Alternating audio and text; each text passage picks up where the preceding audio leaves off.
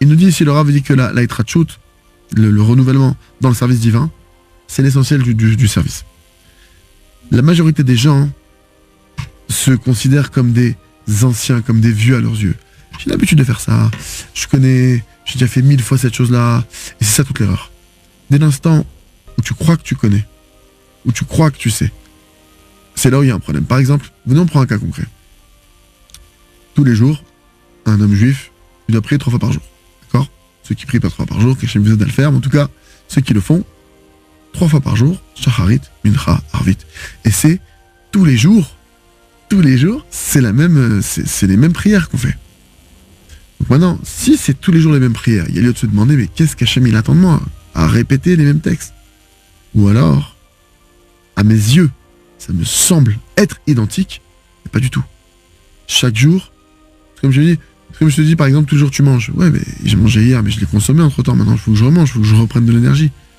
Quand tu pries, il dit Rabbi Nachman dans l'Écoute Moran, il dit maintenant que l'essentiel de la vitalité, on la puise de la prière. Quand tu viens faire ta tefila shacharit comme il faut, tu fais ta amida comme il faut, tu fais mincha comme il faut, arvit comme il faut, précisément là-bas, tu prends ta vitalité. Précisément, et c'est d'ailleurs pour ça, pour ceux qui pratiquent l'amida, qu'il y a un très très grand Yetzerara de se dépêcher de ne pas se concentrer. Parce que c'est quand tu te concentres, que tu viens maintenant vraiment essayer d'intérioriser, d'intégrer chaque mot de la prière, que là tu puisses toute ta vitalité. Ce qui fait que maintenant, avant je t'ai raconté qu'une fois, il y a des mariages vite, mais épuisé d'un niveau d'épuisement qu'il pensait même pas pouvoir le faire. Il dit, je me suis forcé à me concentrer, à penser à chaque mot, à prononcer chaque mot avec puissance, comme il faut. Il dit, je suis sorti d'Arvit comme si j'avais fait une nuit entière. Avec force, comme si je m'étais requinqué. C'est ce qu'il dit Rabbi Nachman dans l'Écoute Moran, que l'essentiel, c'est ce qu'il explique le Rav, l'essentiel de la vitalité qu'on retire, elle vient pas du sommeil. C'est là toute l'erreur. C'est qu'on croit que notre vitalité, elle vient de la nourriture, elle vient du café, elle vient du sommeil. C'est une grande erreur.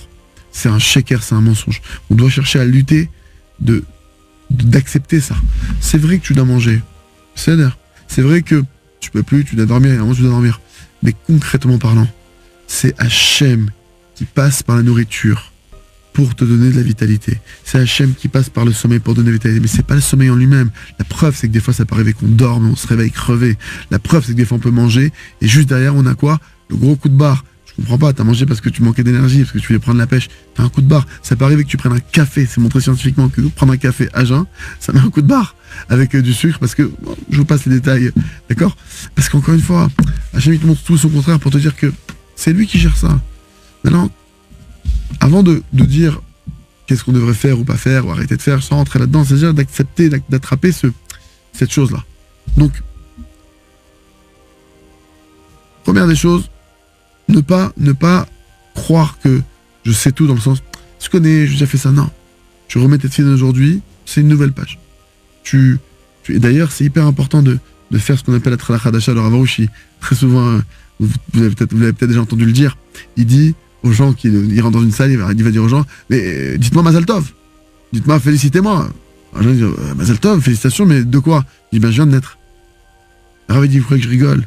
On doit tous naître et renaître constamment, se renforcer, s'accrocher sur l'enseignement 282 du Likutei Moharan de Rabbi Nachman, que là-bas il explique Rabbi Nachman qu'on doit aller d'après cette Torah, que maintenant je dois me renouveler, que maintenant je dois recommencer à chaque instant, voir mes bons côtés, voir mes bons points, pas voir constamment mes erreurs, mes échecs. Je dois pas me regarder en me disant j'ai 35 ans et ça fait 35 ans que j'ai raté ça. Non, c'est du passé, c'est fini. J'ai peut-être raté hier, j'ai oublié. Aujourd'hui, c'est ce qui compte. Aujourd'hui, je veux réussir toutes mes forces. Je veux toutes mes forces. Parce qu'encore une fois, vous savez, des fois, imaginez un mur, personne elle tape dans le mur, il y a rien.